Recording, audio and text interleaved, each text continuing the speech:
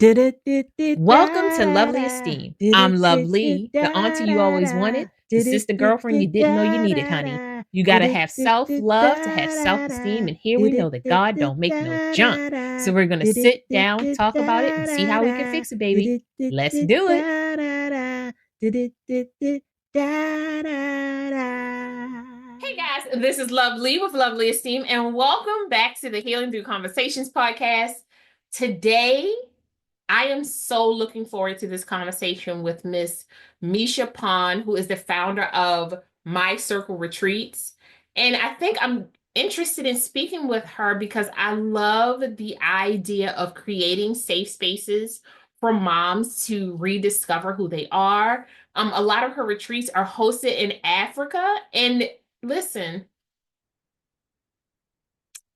I feel like we are in a space where we are giving women permission to rediscover who they are, to discover who they are, to be the architects of their lives, and to change their algorithm as they see fit. So long have we lived in a space where we allowed others to really dictate how we were going to live our lives and what it looks like to be a mom, what it looks like to be a partner, what it looks like to just be a woman. We have all of this outside information. When I'm like, hey, if you just, it costs nothing to shut up. It really costs nothing to shut up. So I hope you guys enjoy this conversation. Grab some tea, grab a journal. Listen, if you walking and listening at the same time, congratulations, you can do more than I can because I can't walking and talking at the same time. So please enjoy the podcast with Miss Meisha Pond. Hey guys, this is Lovely with Lovely Esteem, and welcome back to the Healing Through Conversations podcast. One of the things that I always try to accomplish whenever I reach out to someone is to make sure that not only am I providing a safe space for them to talk, but I am putting forth effort, right? I think sometimes when we are in spaces, we make the assumption that because you extended the offer, that's all you have to do. Like once you've extended the offer, you don't have to show up, you don't have to be your best self. And I truly believe in energy and how we connect in a very holistic way. We may not have the same friends, we may not even live in the same area or time zone, but one of the things that will be everlasting is how you make a person feel, how connective you are with someone, how intentional you are with someone, how mindful you are, and how present you are, which is so huge. So when I reached out to Miss Meisha Pon, I was a little afraid that she was gonna say no, because I was like, she got her stuff together, and I just feel like where she talking about retreats and stuff. I was like, maybe she too busy to talk to me over here. And I was like, you know what? It was absolutely a word from my spirit that said, reach out. And if she can't do it now, she'll do it again.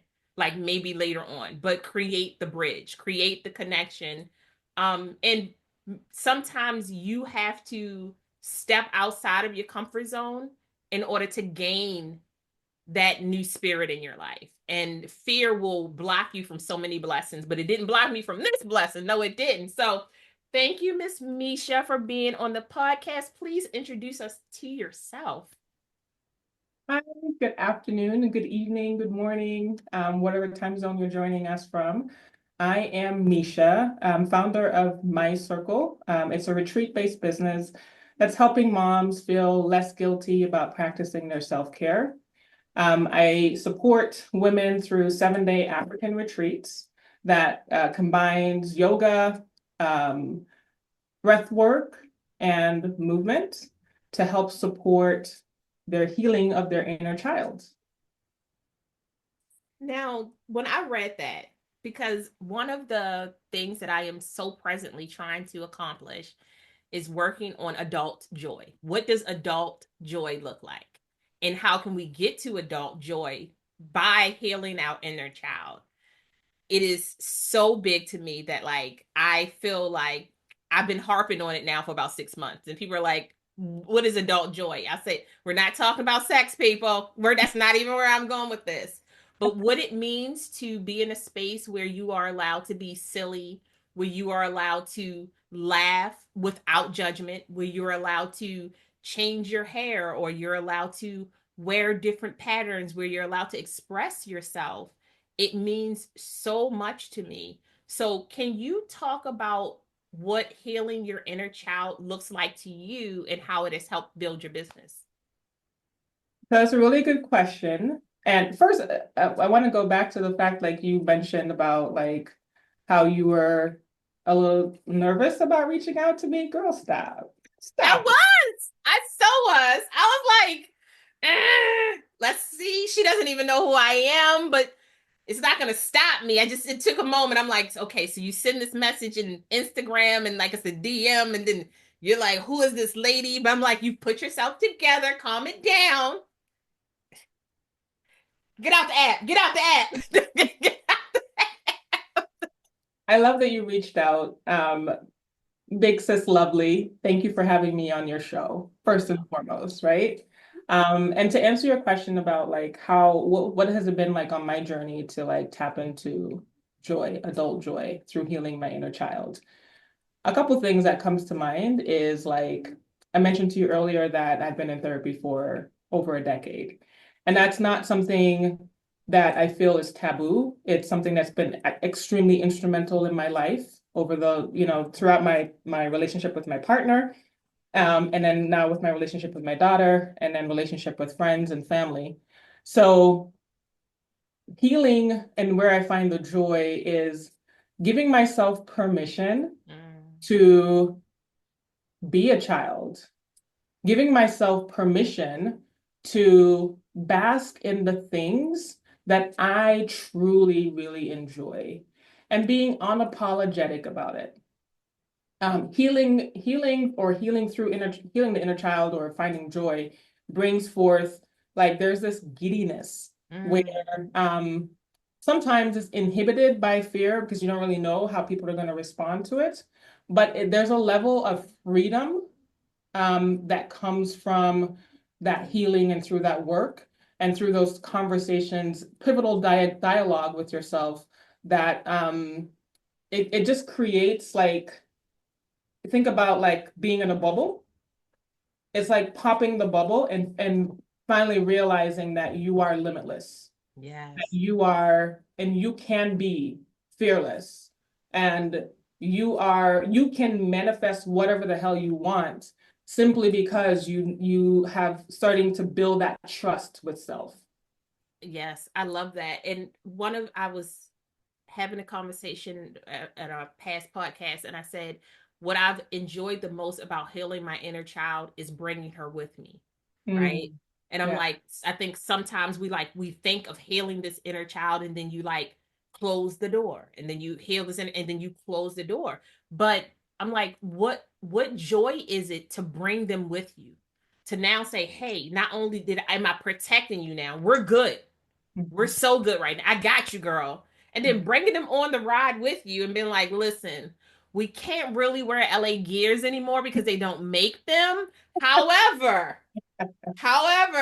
we can afford to get a pair of high top sneakers with some slouch socks, and we can Mhm. rock that look today. Yeah. So like it's those little moments or being able to take your scared self and do the thing that you feared the most and realizing like, hey, taking that, like when you said breath work, I'm so big on that. Taking a moment to take that really deep breath, hold your breath, and then pray over yourself. You're Mhm. good. You have this. It's okay. We're gonna be fine. We're adults now, and not only are we adults, we're wiser Mhm. now, right? And I love that part of healing your inner child because it is such a, I love the analogy of the bubble because so many people try to keep you in the square. They're like, nope, don't move, nope, like after this age you're not allowed to do these things. I'm like, if I can still hopscotch at 50, I'm proud. All right, because the way my knee is set up, ain't, it ain't it ain't always a good knee is all I'm telling you. It's not. But what influenced you to really do 7-day retreats. And how did ancestry really just how did it become such an important part of the retreat? So, good question. And I'll give you a little bit of backstory, a little bit about me, right? So, I'm a Jamaican girl, came to the US when I was about 12. And I come from a family, Caribbean family, right, where we didn't always express how we truly felt. So like my mother's mother we came from a family where my mother's mother never told her she loved her. Like my mom didn't know those words, right? So that's just like an example. Mm-hmm. Um, so throughout my years of living in the US and just kind of like adapting, um, I became kind of obsessed.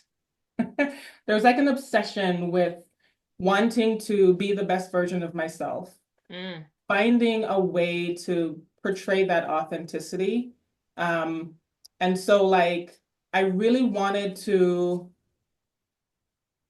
create that space not only for myself, but for other women. Mm-hmm. So it started with I was working, I had my, like in college, had the goals and set the goal post. And each time that I would hit a goal, it was like, okay, this is cool, but now what? Mm. Um, and the more that I would like advance in my career, the more of those opportunities I had, which was really deflating because it was like everything that I saw outside, everything outside meaning like the media or things that we saw on social media or Mm-hmm. things that we're taught in school about this is what success looks like and having this big corner office, having them didn't make me feel even any more authentic. Um, and it didn't make me feel as fulfilled, right? And then the more I'd had conversations with women, I became a mom, been a mom now for about 7 years. And the more conversations I would have with other moms, and I started to realize and find that connection like, wait a minute, we're in silo. Two, we're suffering in silence. Mm-hmm. And then we somehow feel like taking on supermom or wearing supermom is some type of badge of honor. And what was happening was we were really like neglecting ourselves for the purpose of something else that someone created for us. So when I left my job, I decided to leave my job in 2023. And then I decided at that point, I wanted to do something that was more fulfilling. Then I Mm-hmm. started thinking back onto the conversations I would have with other moms and how we would swap stories. And I realized I felt like I needed to hold space for us where we felt safe, where we felt like we weren't living in this thing that we were going through alone and Mm-hmm. that we had agency. Like we have agency. We don't have to do the things that either our families tell us we need to do or work tell, like there are lots of nuances, but still like we have agency to decide. And the way that we start to decide is through the ability to check in with ourselves, right? Mm-hmm. But Mm-hmm. one of the things I found too is that we oftentimes didn't know how the hell to slow down. Like, how do you slow down to stop to even think about what am I even feeling? Mm-hmm. So my circle was birthed because I wanted to create space, again, not just for moms to feel that connection, but do it in a way, a thoughtful way where it allowed us to slow down, um, to reconnect truly with the persons we were before we got the title of mom. And Mm-hmm. then how has some of the expectations, whether it's from our external expectations, I should say, that are pushing onto us, projecting onto us, how much of that baggage we carry, and how much of that, when do we kind of get to hear our own voice? So the 7-day retreats was became a birth from that because first of all, you in Africa, you far away from your family. So family is way over yonder, and you are not only immersed in this beautiful place, this beautiful continent, but now you are not necessarily forced, but you are given permission. Mm-hmm. Just be, Mm-hmm. to allow yourself to like not have someone call you or distract you. You can just reconnect with yourself, because when we pour into ourselves, not only as women but as moms, we are taking care of ourselves, but we're also taking care of our kids, because it's we're no good to ourselves and we're no good to our kids if we are basically walking along on E, right? If we Mm-hmm. are functioning on empty, we do no justice for our kids. And so we have a huge responsibility when it comes to the next generation. And so if we are more prepared through our healing, we can prepare them to be better versions of us. Absolutely, absolutely. I watched this video, two things that you just I was like, oh, I want to chew into this. Two things that really made me think about this. It was a quote that I read today that said your children will not treat themselves the way you treat them. They will treat themselves the way you treat yourself. Mm. And I said, stop playing with me. I don't have time for this early in the morning. It's a lot. It's a very lot. Mhm. And one of the big things that I learned in therapy, my therapist, he said, so who are you? And Mhm. I said, oh, I'm a mom. I'm a blah, blah, blah, blah, blah. And he said, no, take all of your addresses off. And who are you? I said, you should just punch me now. And I just started crying. I don't even know. When you would ask me that question, I paid my money. Like, he's looking at me like, dude, you're being dramatic. Yeah. Calm it down. Who are you outside of all of your titles, all outside of all the addresses that people are giving you? Mhm. Do you know who you are, what you like? Do you know what you look like without anybody else's voice? Yep. And it took me a moment. He set me down. I said, oh, so this is the kind of therapist you are. Like, oh, like I had to have a moment because I just knew I was going to go in there and be like, across the table in my chair. He was like, Yeah. no, we have work to do. I said, oh, okay. But I realized in that question and really doing research about myself, like, I think what I love about being disconnected from everybody is that you get to research yourself. Yeah. To learn, and it also, I'm really big on resetting your algorithm. The people that you talk to, the phone calls that you're not going to call me on my cell phone that I pay for and curse me out. We're not going to do it. That's so nice. You can text message me too. I will delete it. Yes, I Yeah. will. But I think because we have all of these systemic avenues and levels to being a woman, right? Mhm. You're supposed to give birth 4 weeks later. You should have your body back to the way it is. Why are you not cooking? What's going on with the house? Why is the baby not potty trained? I'm like, hey, listen, the baby, it keeps screaming at me. I can't scream back at it. We need to have a better conversation. I want to talk about astrology. They just keep asking for milk. I don't know what's happening here. Somebody work it out. And I think that we lose so much, and we are, if you don't watch how you are presenting to yourself. I believe in mirror work, talking to yourself, looking at yourself in your eyes, and really giving yourself permission to cry or laugh or just be. But you wind up trying to copy another person's style of life because you don't know who you are. You've emptied out the tank, as you said. Like, there's nothing in there for you to work on. So when you get by yourself away from your family, a lot of people break down because they don't, it's the first time in 10, 20 years that they've been reintroduced to their own voice without external conversations. And Mhm. I think that kind of detox, it's needed like a couple times a year, honestly. But I mean, we can't afford it that many times of the year. I'm just saying. Um, I I wrote down this question, and I wanted to talk to you about it. What's your idea of vulnerability, and how does it relate to such a sacred retreat, right? Because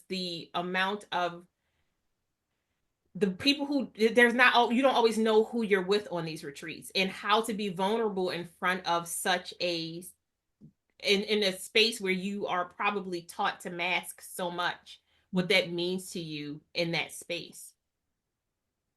Um, so I'll talk specifically like what is vulnerability to me To and you, and then how it relates to the retreat the itself. retreats. So I do try to keep the retreats are small. So 13 people tops. Um, and that's on purpose. For the purpose, can I say purpose more than once? Yes. Um, You can say, I am not checking grammar. Promise you that. I'm not gonna do it. so I'll speak to the retreats first. So when I created this, I wanted it to be something that was intimate, Mm. something that would be not intimidating for someone who has never really taken the time to do that discovery. And for the reason that you just mentioned about when you do find yourself in a quiet place to your own thoughts, trying to understand what's happening in your body, sometimes stuff just hits the fan, right? Mm-hmm. And so that's part of the reason why I've also, like with the team for the retreats, there is a trained trauma-informed therapist on site to support women when they go through those things. Because like you, I remember when I was sitting in therapy, and my therapist asked me the same question, like, who are you? And I'm like, hell, I don't know. Because aside of all of the titles, there was nothing left. And it's because I had spent so much time kind of, I call it shape shifting, even though I was on a Mm-hmm. mission to be authentic, I was still finding my way shape shifting throughout my experiences. And so I just kind of figured out what everybody else over here was doing and then find something that felt kind of comfortable, but just wasn't necessarily what I wanted to do, but it made the group feel good. Mm-hmm. So over time, I discovered that that was a part of the healing that I needed to do. And so when it comes to my vulnerability, there's a big part of me having to sit and be honest with myself. And sometimes with this, like it seems like a very simple question, who are you, right? But if you've never the person who you are or the person who you've becoming or the person you're pretending to be, Mm-hmm. um, if you haven't sat with that long enough, you could tend to continue down a path where you're still shape shifting and you believe that's a part of who you are Mm-hmm. until you start to like have, for me it was more about like having conflict, internal conflict. So I'd find myself, it became more apparent when I would say I'm doing something and then my body is like, girl, you better, what you We're not doing? going to that party. We're not going. That's nice. You said you were going. You was happy, Right. wasn't you? I was happy when I said yes. Oh my God. So having more of those moments Yeah.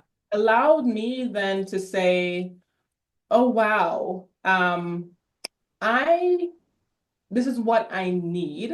And Mm. having I wouldn't say I started with confidence in that I was going to get what I wanted, right? Or get what I asked for, but just having the vulnerability to even express it. Because for many, many years, I had the conditioning that one, I was seen and not heard. Mm-hmm.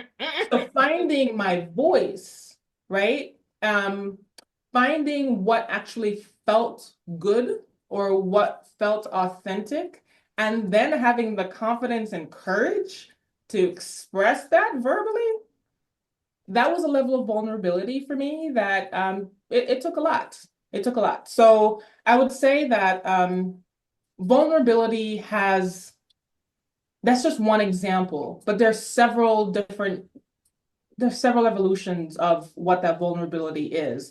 And so like ultimately my circle is creating and holding space for us to explore what that is in a way that is safe. Um, because I understand that if you haven't given yourself permission to sit with yourself long enough, it can be a little scary and daunting.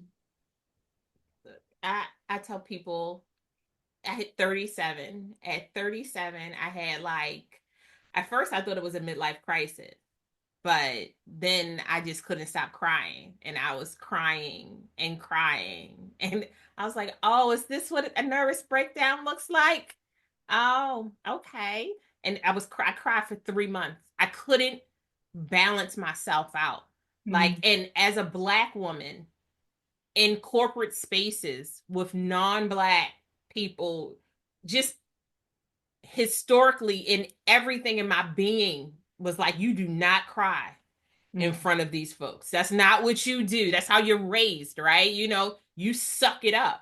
But it's mm, like, if you're already broken, the sucking up you're doing is like in 15-minute increments. You're like, let's go to the bathroom. Get yourself, put it back on, come back out. No, I'm just mm, having a bad day. And it took me like going to my primary care doctor and being vulnerable enough to be like, I'm broken and I don't know how to fix this. Like, I don't know what's happening and I can't mask. Like, there's no mask. I don't have it in me. mm, And my doctor was like, so I'm not going to put you on medication. I was like, fine, but do you have a solution? Like, we need something. She said, I want you to journal every night. The minute something happens in your mind, you journal before you go to sleep. And I want you to, when you wake up, write down what your issue is, whatever it is, shoes, babies, cars, whatever it is, write it down. So I did that for about 3 weeks. And I called her back and I said, I am sitting at the end of a Target parking lot screaming at the top of my lungs because that's the only way I know how to get the energy out. Like, I can't hold it anymore. And I it's starting to affect, like, I'm breaking down and it's starting to show. She said, come in. Come, baby, come on in, because maybe the journaling isn't working. And I mm, think that guilt that I felt from having the breakdown and mm. not being able to be the strongest version of myself is what really made me want to learn more about myself. Like, why do you feel guilty from feeling? What does it look like to break through and not have that be it's a you're human. And it was like I did have a moment where I glitched. I'm like, what do you mean I'm human? I'm not human. You know, like you have those moments, but it was one of those things where giving myself permission to feel every emotion and to grieve. And I think that that's grief for me is one of my that is like if you could say what does your platform run on? And when I say grief, people are like, I'm like, do you know what it means to grieve and to really get to the end of the grief? I said the amount of relief, the amount of freedom, the Mm, amount of bubbles you pop when mm. you hit that. I'm not accepting it, but I understand it. The lesson in that was. So I think that that was for me one of those things. So can you talk about what it felt like to release some of that guilt and what it means to some of your clients to let go of some of that guilt that they're holding on to with being moms and not being at their in their A game and or just being away? Like, how did you cope with that? And how does that relate over into your business? So you touched on this, and so the human experience. We are, I didn't say this before, but something that I think we to put things in context, 95% of who we are is we operate on autopilot, right? So we're on our unconscious brain. About 80% of that 95% is formed by the time we're 18 years old, right? Um, so I talk about conditioning and programming. I use those words interchangeably. Mm-hmm. And when I talk about condition or programming, I'm referring to the formative years Yeah. where that conditioning kind of happened. What helped me with embracing guilt and releasing guilt is understanding that what was my program may not necessarily be what was supposed to be for me. Mm-hmm. So as I age, it is my responsibility to figure out the code so that I can reprogram, right? Um, and so releasing once it's almost like an unlocking. Once that unlocking happens, it makes it a little bit easier to lean into Mm-hmm. the understanding of, is this a me thing or a my thing? Or is it a they thing, right? And if it's a they thing, that ain't my problem. Now I just need to surround myself and take care of myself or put myself in an environment that is now conducive to the things that I know that I want to attract, if that makes Mm-hmm. sense. Nope, that So makes sense. the guilt, and you're right, like it's so important to embrace the whole process of guilt. And guilt sometimes is just it doesn't have to be like when we talk about death. That's an obvious guilt. But even just um getting or how would I say this? Even just like losing, I was gonna give an example of like Super you were simple. supposed to do something one day and something happened and you didn't do it. Yeah.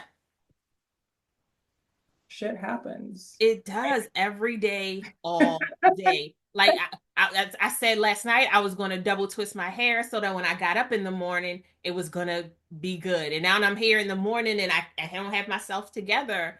Like realizing that we have moments of guilt and grief that kicks in all the time, but Right. learning how to not only forgive yourself for the quote unquote large things that you think that somehow you were going to change, because that's what we do as humans. We change things. No, we don't. But realizing that sometimes you were supposed to miss that thing. You were supposed to, like, it took me a little bit to learn that every blessing isn't my blessing to be a part of, right? Like when if you were the friend in the group that everybody comes to, eventually you're going to burn out. So Mhm. then you start learning how to divvy out, like, okay, so Cheryl is really good at cuddling and hugging. She can talk to you softer. Or Bethany is really good at talking about spirit and religion and culture. Like everybody gets a chance to be a part of this friendship, because if we're friends, not one no one person should have the burden of all. But sometimes because we are taught that we have to be of service, we make the assumption we're supposed to fix everybody's problem as it comes through, which then adds to that guilt that we hold internally and the shame that we allow other people to place on us, Right. which then causes us to be unbalanced because we don't know how to let those things go. Mhm. And add on top of that culture and add on top of that parental expectations, and then add on that our own expectations of what we think we're supposed to do based off of what somebody else told us, and you can see how you could Yeah, be it on the gets really floor for a couple murky. of years. Yeah. Yeah, it gets really murky. And I'm sorry, I said guilt. There is some guilt there, but going back to the question about grief, um, grief comes in so many different forms. Mm-hmm. Getting, like making a decision or requesting something, right? And it didn't go your way, it didn't go as planned. There's a grieving in that process as well, Mm-hmm. something as simple as that, right? And so it's about coming to terms with, and through, I think this is a part of like the power of awareness. It helps to put things in context. Mm-hmm. Context is important, perspective is important, and more important, perception. Perception Mm-hmm. is what we conjure, the stories we tell ourselves, Yes. and sometimes through the doing the work, we get the opportunity to step outside to gain perspective. And so with that, then there's a uh, I would say a host of like all the emotions, the grief and the guilt and all the things, right? When it comes to like going through that process and nurturing that process. Yes, absolutely. And then realizing at some point throughout your healing journey, you're allowed to feel joy even in the darkest of moments, Yeah. right? Because we have this idea that you're supposed to just be happy, right? And then you become creepy because now we're like, why are you still smiling? Right now isn't the time to smile about that. Like there's some things happening, but also understanding that in that joy category is it includes finding those moments of peace, those pockets of calm that happens, especially when you are a parent, because there is a lot of giving that has to happen. We are, especially if you're on a healing journey, you're trying to heal yourself. You're healing old wounds, which means that you're also touching your ancestor. And now you're trying to unpack as fast as you can to keep up with the child that's growing, who knows you inside and out. They know every emotion you have, every smell you admit, every hormone you admit. They can look at you dead in your eyes and be like, "You're lying to me." And you're like, "I'm not lying." They're like, "You are." And I'm like, I wish there's no studies, but you if you have to carry a child and or adopt a child, you have a baby, whatever you have, for that 9, 10 months that you are pregnant, you think that that baby doesn't know any every single thing about you, every spike you've ever had, everything you've never liked, on top of the fact that the synapse that's kicking and they taking your memories from you, and they're taking your joy and your laughter and your sadness and your anxiety and your panic. They're downloading all that into their own bodies. So then we become the living embodiment of, oh, I have to take care of me and you, and you are giving it back to me faster than I can unpack. I'm like, I'm trying to do the work, and that for me as a mom of three, all of my children are now in their 20s. I'm like, now I'm getting to see how I treated myself in their eyes by how they're treating themselves. Right. And sometimes it's hard because you want to step in and be like, I can help you through, like, skip a couple steps, but you can't because it's their journey, not my journey. And I think that that's like one of the things that was so interesting, like the power of your mind. Because we talked about this off camera, what it looks like to have mindfulness and to shift the way you think about something so that you can start manifesting calmer thoughts, more secure thoughts, more sanity. Sanity, baby. Sanity. Like, so like, how can people register and or even start the journey to maybe being able to take a trip with you? And like, where do they go? What do they need to do? Is there a different mindset you have to put yourself in order to join? Like, tell us a little bit more about the business. Yeah, so like with my retreats, there is an onboarding process, but like prior to the retreats, I do have I have a couple of resources on my site. So you can find me on MyCircle at mycircleretreats.com, www.mycircle. I don't know, people do that anywhere, www. I don't know. We just living here. We just here. So mycircleretreats.com is where you can find me. I do have I call it a 7-day self-guided experience. So what that is, it's a specially curated program to help if like you don't have 7 days right now or even 10 days to go travel, right? You can do this in the privacy of your own home, in the closet, on the toilet, wherever. Because as moms, you got to find your place to Find your places. Moms, if you know what I'm saying, right? So, I still hide, and all of mine are adults. Don't worry about it. so it is like, again, it's a self-guided course or program experience to help us find quiet and be okay with the quiet, right? It has not only like steps and exercises, but some visuals that can help with like identifying emotions. I remember when I was first asked about, what I'm feeling, and I could only name 2 emotions at the time. I didn't even know there was more than 2. So there are resources that's a part of it to help with like getting you and feeling, making you, get to a point where you feel grounded. And then you can start to like find the words to express what it is that you're feeling. So that's one resource that's available. And then again, you can just go to the website. We currently have 2 retreats for this year. So there's one September 23rd through 29th. That's going to be in beautiful Zimbabwe. So Victoria Falls. It includes like all of the things. So your meals and the jazz, I say the jazz, but the meals, where you're staying. It includes your excursions. There's a beautiful yoga. We do yoga on the falls or at the falls. We also do yoga on the Zambezi River. As I'm crying, Lisa. And then there's another one that's coming up in December. So December of this year, we'll be in Mozambique. So grab a friend, and you can share, and if you have any questions, feel free to hit me up on my website. No, that is just a visual. I'm a very visual person. Like when I think about things like this, I'm always like, the amount of self work that you'll be able to do, it's going to feel like you're moving fast and slow at the same time. Just because I think when your body is allowed to touch nature in a very pure way, it is something so simplistic but energizing about that.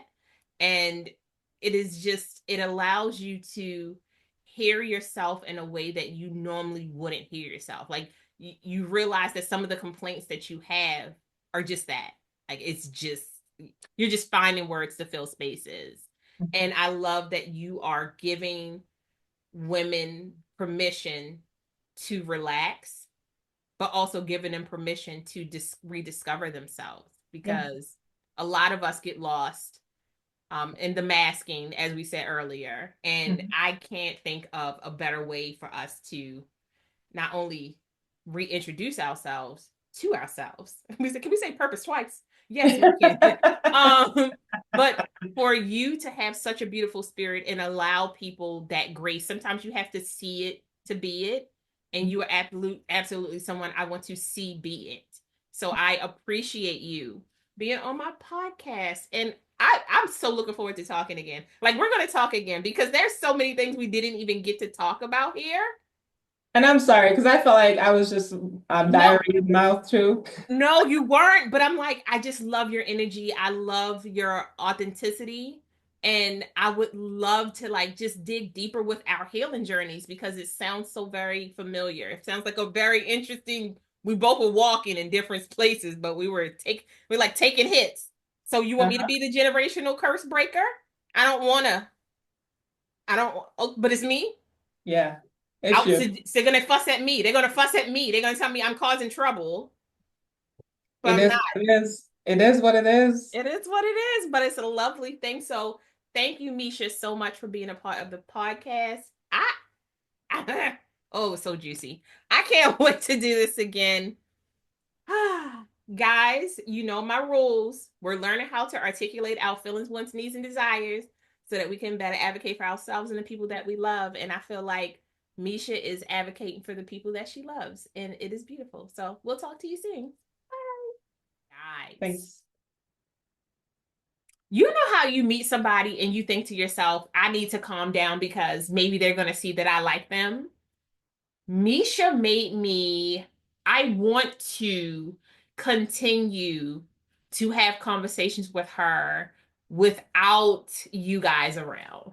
Like, I want to go to Colorado and I want to sit down and have tea with her. Like, I want to have a cocktail mocktail with her. I want to find good food is what I'm saying, because her spirit, her inquisitiveness, her questions, it's my kind of talk. I'm all about talking about breath work and trauma informed care and learning how to work through generational curse, what it means to find joy, but also what it means to give yourself permission to let go of the guilt and the shame and just be unapologetically who you are in the moment and realize that you are allowed to change. And I feel like that's what Meisha said. We need a t-shirt that says, that's what Meisha said. Because I feel like this is the beginning of such a beautiful connection, and I cannot wait to talk to her again. Guys, please like, share, and subscribe because we just keep talking to people who absolutely are giving you a bird's eye view into their soul, into their mental health journey, into their life, into the knowledge that they have, be it successes or failures. Like, where else are you going to get this kind of information from? Don't tell me. I don't need competition. You know what? I can't be in competition with anybody because I'm just me. There's just me. La la la la la la. One is the magic number. Well, one or two, because I like having people to go eat with. Anyway, y'all be good. I'll talk to you soon. Lovely out.